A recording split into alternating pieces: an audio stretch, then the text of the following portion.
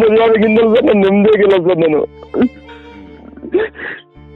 ಯಾಕಂದ್ರೆ ಸರ್ ನಾವು ಓದಿಲ್ಲ ಸರ್ ನಾವು. ಹರಳದ ಮಲ್ಲಿಗೆ ಅಳುತ್ತಿದೆ ಮೆಲ್ಲಗೆ.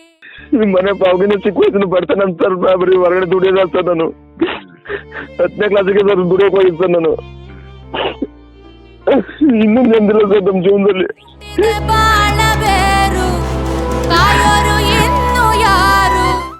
ಈ ಕಡೆ ನಮ್ಮ ಅಪ್ಪ ಅಮ್ಮ ಮಕ್ಕ ನೋಡೇ 1 ವರ್ಷ ಸರ್ ನಾವು.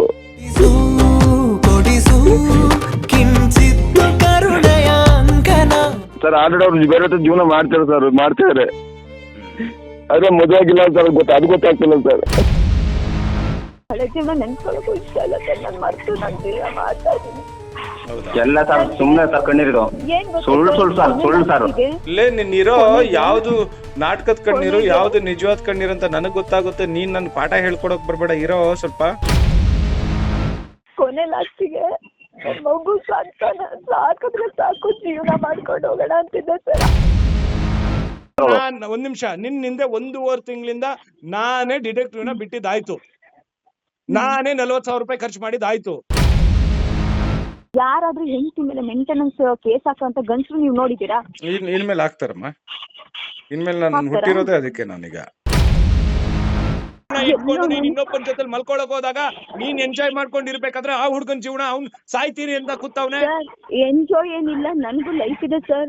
ನಿನ್ಗೂ ಲೈಫ್ ಇದೆ ಅಂದ್ರೆ ಅವ್ನ್ ಲೈಫ್ ಬೇಡವಾ? ತಂದೆ ಬೇಕು. ಅವ್ನ್ ಲೈಫ್ ಬೇಡವಾ? ಏನ್ ಚಾಡ ತರಿತಾ ಇದ್ರ ಮತ್ತೆ ನೀವು?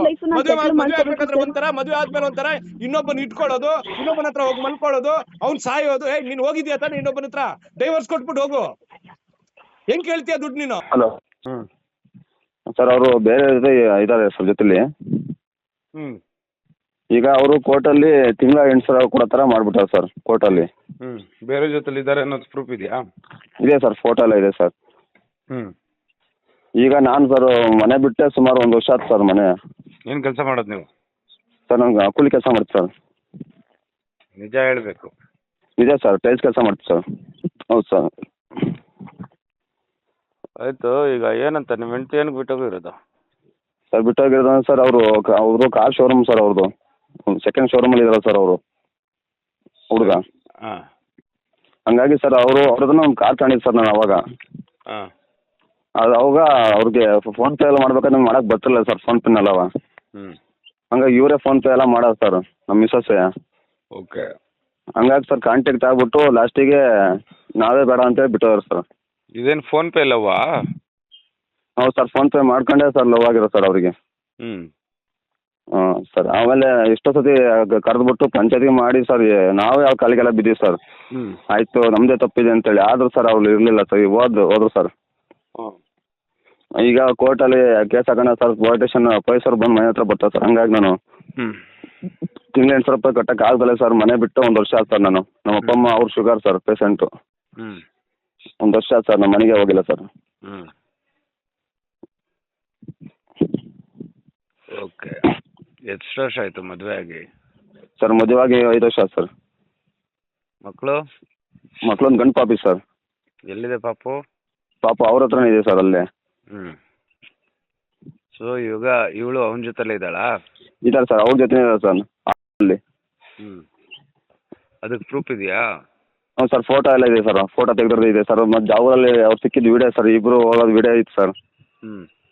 ಅವ್ರಿಗೆ ಮತ್ತು ಅವ್ನಿಗೆ ಫೋನ್ ಪೇ ಮಾಡೋದು ಇತ್ತು ಸರ್, ಅವ್ರಿಗೆ ದುಡ್ಡು ಹಾಕಿರೋದು.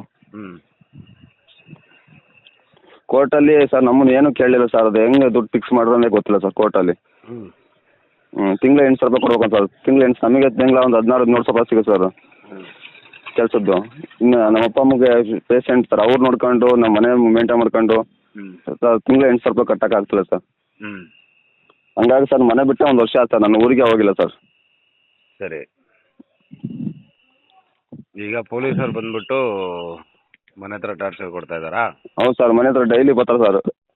ನೀನು ಲಾಯರ್ಗೆ ಇಡಬೇಕಾಗಿತ್ತಾನೆ? ಸರ್ ಲಾಯರ್ ಇಟ್ಟಿದ್ದು ಸರ್, ಅವ್ರ ಕಡೆಗೆ ಬುಕ್ ಆಗಿರು ಸರ್. ಲಾಯರ್ ಬುಕ್ ಆಗ್ಬಿಟ್ನಾ? ಅವ್ರ ಕಡೆಗೆ ಬುಕ್ ಆಗಿ ಸರ್, ನಮಗೆ 8,000 ರೂಪಾಯಿ ಫಿಕ್ಸ್ ಮಾಡೋದೇ ಗೊತ್ತಿಲ್ಲ ಸರ್ ಅವರು. ಕೋರ್ಟಲ್ಲಿ ಸರ್ ಲಾಯರ್ ಜಡ್ಜಿ ನಾನು ಸರ್ 8,000 ರೂಪಾಯಿ ಕಟ್ಟಲೇಬೇಕು ಅಂದ್ರು ಸರ್. ಅವತ್ತೇನು ಸರ್ ನಾನು ಕೋರ್ಟಿಗೆ ಅಟೆಂಡ್ ಮಾಡಿಲ್ಲ ಸರ್. ನಾನು ಹೊರಗಡೆ ಜೀವನ ಮಾಡ್ತೀನಿ ಸರ್ ನಾನು. ನಮ್ಮ ಅಮ್ಮವ್ರಿಗೆ ಶುಗರ್ ಜಾಸ್ತಿ ಸರ್. ಅವರು ಜಾಸ್ತಿ ಟೆನ್ಷನ್ ಆದರೆ ಅವ್ರು ಹಂಗೆ ಬಿದ್ದೋಗ್ತಾರೆ ಸರ್ ಅವರು. ಸರಿ. ಎಲ್ಲ ಇದೆ ಅಲ್ಲ ಪ್ರೂಫ್ ಎಲ್ಲ? ಸರ್ ಎಲ್ಲ ಇದೆ ಸರ್, ಪ್ರೂಫ್ ಇದೆ ಸರ್. ನಿಮಗೆ ಇವಾಗ ಏನು ಬೇಕು ನಮ್ಮ ಕಡೆಯಿಂದ ಸಹಾಯ?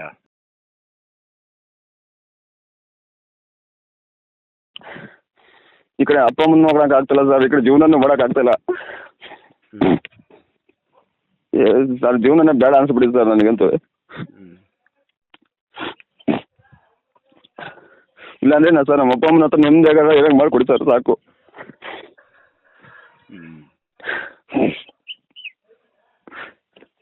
ಅಳ್ಬಾರ್ದಪ್ಪ. ಈ ಕಡೆ ನಮ್ಮ ಅಪ್ಪ ಅಮ್ಮನ ಮಕ್ಕ ನೋಡೇ 1 ವರ್ಷ ಆದ ಸರ್ ನಾವು.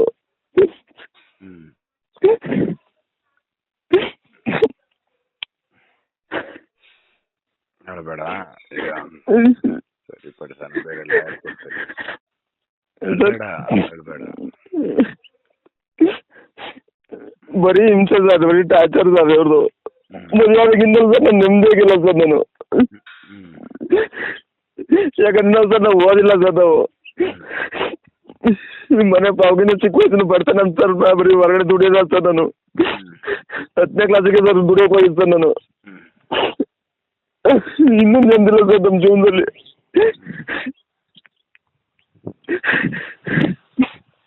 ಸರ್ ಆಲ್ರೆಡಿ ಅವ್ರು ಬೇರೆ ಜೀವನ ಮಾಡ್ತಾರೆ ಸರ್, ಮಾಡ್ತಿದ್ದಾರೆ. ಅದೇ ಮದುವೆ ಆಗಿಲ್ಲ ಸರ್, ಅದು ಗೊತ್ತಾಗ್ತಿಲ್ಲ ಸರ್. ಜೊತೆಲೆ ಇರೋದು ಸರ್, ಶೋರೂಮಲ್ಲಿ ಇರೋದು ಫೋಟೋ ಎಲ್ಲ ತೆಕೊಂಬಂದಿವಿ ಸರ್ ನಾವೇ.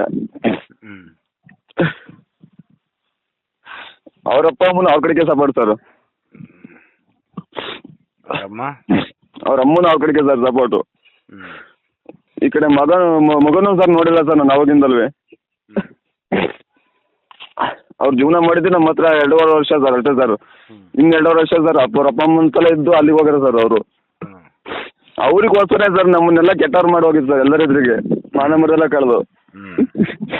ಹಂಗೆ ಅವ್ರು ಸರ್ ಅವರು ಮೊದಲು ಕೊಟ್ಟಿರೋ ಸರ್ ಪಾತ್ರೆಗಳಲ್ಲವ, ಅದನ್ನು ಕೊಟ್ಟಿರೋ ವಿಡಿಯೋ ಐತೆ ಸರ್. ಅವರು ಮನೆಗೆ ಬಂದು ತುಂಬ್ಕೊಂಡವ್ರು ಸರ್ ಎಲ್ಲವ. ಅದು ವಿಡಿಯೋ ಇದೆಯಾ ಸರ್? ಅದು ವಿಡಿಯೋ ಐತೆ ಸರ್. ಅವಳು ಹೇಳಿದಾರೆ ಸರ್ ವಿಡಿಯೋದಲ್ಲಿ ನನಗೆ ಐಟಮ್ಗಳು ಸಿಕ್ಕಿದಾವೆ ಅಂತ ಅವಳು ಹೇಳಿದಾರೆ ಸರ್. ಸರಿ, ಈಗ ನಿಮಗೆ ಅವಳಿಂದ ಮುಕ್ತಿ ಬೇಕು ಅಷ್ಟೇ ಸರ್. ನಮಗೆ ಬೇಕಾಗಿರೋದು ಮಗು ಬೇಕಾದ್ರೆ ನಾನು ನೋಡ್ಕೊಂತೀನಿ ಸರ್ ನಾನು. ಈಗ ಮಗನ್ ಹೇಳಿ ಸರ್. ನೀನು ಅಳಿದಿರ ಮಾತಾಡಿದ್ರೆ ನಾನು 2 ಮಾತು ಮಾತಾಡ್ತೀನಿ. ಸರ್ ಹೇಳಿ ಸರ್. ಓಕೆ ಸಾಕು, ಹೆಸರು ಕಣ್ಣೀರು ಹಾಕಿದ್ ಸಾಕು. ಇದಕ್ಕೆ ಎಂಡ್ ಕಾರ್ಡ್ ಕೊಡೋಣ?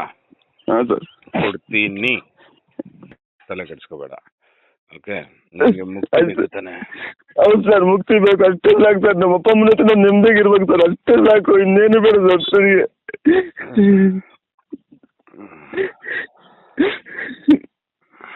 ನಾನು ಎಷ್ಟೋ ಸಲ ಸರ್ ಯೂಟ್ಯೂಬಲ್ಲೆಲ್ಲ ನಿಮ್ಮನ್ನು ನೋಡಿ ಸರ್, ವಿಡಿಯೋ ನೋಡಿನಿ. ಅದೇ ಒಂದು ಧೈರ್ಯ ಸರ್ ನನಗೀಗ. ಸರ್ ಹೇಳಿ ಸರ್.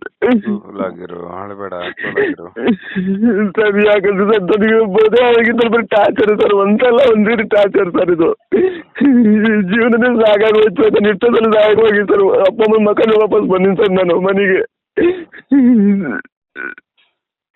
ಈ ಕಡೆ ಓದಕ್ಕೆ ಬರೋ ಸರ್, ಏನೇ ಮೆಸೇಜ್ ಮಾಡಿ ನಂಗೆ ಗೊತ್ತಾಗ್ತಿರಲಿಲ್ಲ ಸರ್. ಮನೇಲಿ ಯಾವಾಗಲೂ ಬರೀ ಮೆಸೇಜ್ ಸರ್, ಯಾವಾಗ ನೋಡ್ರಿ ಮೆಸೇಜ್ ಅವನಿಗೆ. ನಮಗೇನು ಗೊತ್ತಾಗ್ತಿಲ್ಲ ಸರ್. ಮತ್ತೆ ಬರೋದಕ್ಕೆಲ್ಲ ಡೇಟ್ ಮಾಡೋ, ಏನು ಕೇಳಿದ್ರೆ ಜಗಳ ಸರ್, ಬರೀ ಕೇಳಿದ್ರೆ ಜಗಳ. ಈ ಥರ ಆಗಿ ಸರ್ ಮೊದಲು ಹೋದೆ ಸರ್ ನಾನು.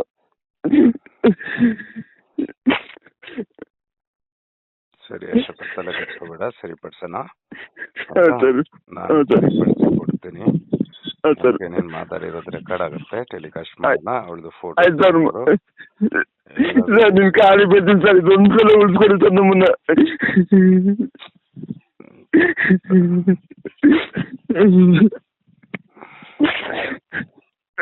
ಬೇಡಪ್ಪ, ಆಯ್ತು.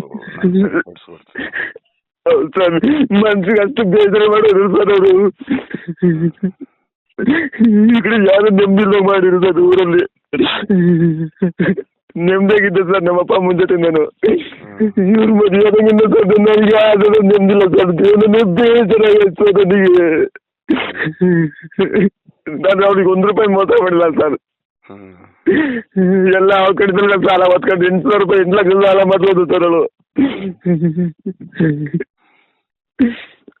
ಆಮೇಲೆ ಮೇಕಪ್ ಮಾಡ್ತೀನಿ ಅಂತ ಹೋಗೋದು ಸರ್, ಅವ್ರ ಜೊತೆನೇ ಹೋಗೋದು ಸರ್ ಯಾವಾಗಲೂ. ಕೇಳಕ್ಕೆ ಮೇಕಪ್ ಹೋಗಿದ್ದೀನಿ, ನಾನು ನಾಳೆ ಬರ್ತೀನಿ ನಾಳೆ ಬರ್ತೀನಿ ಮದುವೆ ಮೇಕಪ್ಗೆ ಅಂತ ಹೇಳಿ ಬರೀ ಸುಳ್ಳು ಸರ್. ಮನೇಲಿ ಅಡುಗೆ ಮಾಡ್ತಿರಲಿಲ್ಲ, ಮನೇಲಿ ಇರ್ತಿರಲಿಲ್ಲ ಸರ್ ಅವರು. ಈ ಥರ ಆಗಿ ಮನ್ಸಿಗೆ ಭಾರಿ ಬೇಜಾರಾಗೋಯ್ತು ಸರ್. ಸರಿ ಆಯ್ತು, ಈಗ ನಾನು ಲಾಯರ್ ಹತ್ರ ಮಾತಾಡ್ತೀನಿ. ಹಾಂ ಸರ್, ಹಾಂ ಸರ್, ನಾನೇ ಲಾಯರ್ ಕೊಡ್ತೀನಿ ಅಲ್ಲಿ. ಹಾಂ ಸರ್, ಓಕೆ, ಆಯ್ತು ಸರ್. ಮುಕ್ತಿ ಪಡ್ಕೊಳ್ಳೋಕೆ ಇವಾಗ ನಾನು ನಿನ್ಗೊಂದು ಹೇಳ್ತೀನಿ ಕೇಳು. ಈಗ ಆರ್ಡರ್ ಆಗ್ಬಿಟ್ಟಿದೆಯಲ್ಲ, ಹಾಂ ಸರ್, ಈಗ ಆರ್ಡರ್ ಆಗಿರೋದನ್ನ ನಾವು ಕೊಡ್ಲೇಬೇಕು. ಹಾಂ ಸರ್, ಸೊ ಅದನ್ನ ಫೈಟ್ ಮಾಡಬೇಕು. ಈ ಫೋಟೋಸ್ ವಿಡಿಯೋಸ್ ಎಲ್ಲ ಇದೆಲ್ಲ, ಹಾಂ ಸರ್, ಅದನ್ನ ಇಟ್ಕೊಂಡು ಫೈಟ್ ಮಾಡಬೇಕು ಸರ್. ಅದು ಆದೇಶ ಅದು ಆಗ್ಬಿಟ್ಟೆ ಸರ್, 1 ವರ್ಷ ಏನಾಗಿತ್ತು ಸರ್, ಅಷ್ಟು ಅಮೌಂಟ್ ಕಟ್ಟಕ್ಕೆ ಆಗಲ್ಲ ಸರ್.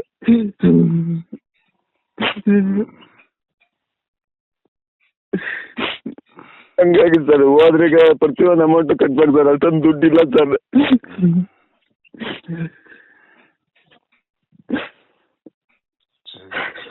ಆಯ್ತು, ನಾನು ಲಾಯರ್ ಹತ್ರ ಮಾತಾಡ್ತೀನಿ. ಆಯ್ತು ಸರ್, ಸರ್ ಇದೊಂದು ಉಳಿಸ್ಕೊಡಿ ಸರ್ ನಮ್ಮನ್ನ. ಮಾಡೋಣ. ಸರಿ ಸರ್, ಆಯ್ತು ಸರ್. ಅವತ್ತು 2-3 ಸಲ ಫೋನ್ ಮಾಡಿ ಸರ್, ಆದರೆ ನೀವು ಫೋನ್ ರಿಸೀವ್ ಮಾಡಲಿಲ್ಲ ಸರ್ ಅವಾಗ. ಏನ್ ಮಾಡ್ಲಿ ಅಪ್ಪ, ನನ್ಗೆ 1-2 ಕಾಲ್ಸ್ ಬರೋದು, ಹೇಳು ಏನಂತ ಮಾಡ್ಲಿ. ಹಲೋ ಹಲೋ, ನಮಸ್ತೆ. ಯಾರು ನೀವು? ಯಾರಾದ್ರೂ ನಮಸ್ತೆ ಅಂತ ಹೇಳಿದ್ರೆ ಆ ಕಡೆಯಿಂದ ನಮಸ್ತೆ ಅಂತ ಹೇಳಿ. ಏನ್ ಗಂಡಸರಿಂದ ಅಷ್ಟೊಂದು ಕೇವಲನಾ? ಹಾಂ ಹೇಳಿ. ಈಗ ನಿಮ್ ಗಂಡ ಇದಾರಲ್ಲ, ಹಾಂ, ಏನ್ ಸಮಾಚಾರ ನಿಮ್ದು? ಯಾಕೆ ಹೋಗಿ ಬಾಳ್ತಾ ಇಲ್ಲ? ಅಲ್ಲ ಸರ್, ನೀವು ಯಾರು ಏನು ಅಂತ ಹೇಳಿದ್ರೆ ನಾವು ನಮ್ಮ ಪರ್ಸನಲ್ ನೀವು ಫಸ್ಟ್ ನಮಸ್ಕಾರ ಹೇಳ್ಬೋದಾಗಿತ್ತಲ್ಲ ಹಂಗಾರೆ. ಹೇಳಿ ಸರ್. ಈಗ ಪುರುಷ ರಕ್ಷಣಾ ಆಯೋಗದಿಂದ V2 ಸೂರ್ಯ ಮಾತಾಡ್ತಾ ಇದ್ದೀನಿ. ಅಲ್ಲಿಗೆ ಏನಾದ್ರು ಕಂಪ್ಲೇಂಟ್ ಹೋಗಿತ್ತಾ? ಹೌದು, ಕಂಪ್ಲೇಂಟ್ ಬಂದಿದೆ. ಯಾರು ಕಂಪ್ಲೇಂಟ್ ನಿಮ್ ಮಾಡಿದ್ರು? ಗಂಡ. ಹೌದಾ, ಏನಂತ ಕಂಪ್ಲೇಂಟ್ ಮಾಡಿದ್ದಾರೆ? ಈ ತರ ಹೆಂಡತಿ ಬಂದು ಬಾಳ್ತಾನೆ ಇಲ್ಲ, ಏನಿಲ್ಲ, ನನಗೆ ನರಕ ಅನುಭವಿಸ್ತಾ ಇದ್ದೀನಿ, ನಾನು ಸಾಯೋ ಪರಿಸ್ಥಿತಿ ಇದ್ದೀನಿ, ಈ ತರ ಬಂದ್ಬಿಟ್ಟು ಡೌರಿ ಕೇಸ್ ಹಾಕಿದ್ದಾರೆ, ಈ ತರ ಬಂದ್ಬಿಟ್ಟು ತಿಂಗಳಿಗೆ 8,000 ರೂಪಾಯಿ ಹಾಕೋ ತರ ಮಾಡಿದ್ದಾರೆ, ನಾನ್ ಮಾಡ್ತಾ ಇರೋದು ಕೂಲಿ ಸರ್, ನನ್ನ ಕೈಲಿ ಕೊಡೋಕ್ಕಾಗಲ್ಲ, ಚಿತ್ರಹಿಂಸೆ ಮಾಡ್ತಿದ್ದಾರೆ, ನನಗೆ ಮದುವೆ ಆದಂತ ಚಿತ್ರಹಿಂಸೆ ಅಂತ ಹೇಳಿದ್ದಾರೆ. ಸೊ ಇದು ನಾವು ನ್ಯೂಸ್ ಮಾಡ್ತಿದ್ದೀವಿ. ಸೊ ಇದು ನಮಗೆ ಒಂದ್ ಸೈಡ್ ಮಾಡಲ್ಲ, ನಾವು ನಿಮ್ದು ಫೀಡ್ಬ್ಯಾಕ್ ತಗೋಬೇಕು. ಅದಕ್ಕೆ ನೀವೇನ್ ಹೇಳ್ತಿದ್ದೀರಾ ಅಂತ ಕೇಳಕ್ ಫೋನ್ ಮಾಡಿರೋದು. ಏನ್ ಮಾಡಕ್ಕೆ ಅಂತ? ನ್ಯೂಸ್ ಮಾಡಕ್ಕ? ಹೌದು. ನ್ಯೂಸ್ಗೆ? ಹೇಳಿ, ಯಾಕೆ ನೀವು ಗಂಡನ್ ಬಿಟ್ಟು ಹೋಗಿದ್ದು ಉದ್ದೇಶ ಏನ್ ಹೇಳಿ? ಅಲ್ಲ, ಇದನ್ನ ನ್ಯೂಸ್ ಮಾಡ್ತೀರಾ? ಹೌದು ರೀ. ಅಲ್ಲ ಸರ್, ಅವ್ರು ಯಾರಾದ್ರೂ 3 ಬಿಟ್ಟು ಜನ ಇರ್ಬೇಕು ಇದನ್ನೆಲ್ಲ ನ್ಯೂಸಿಗೆ ತಗೊಂಡು ಹೋಗಕ್ಕೆ. ಯಾರು?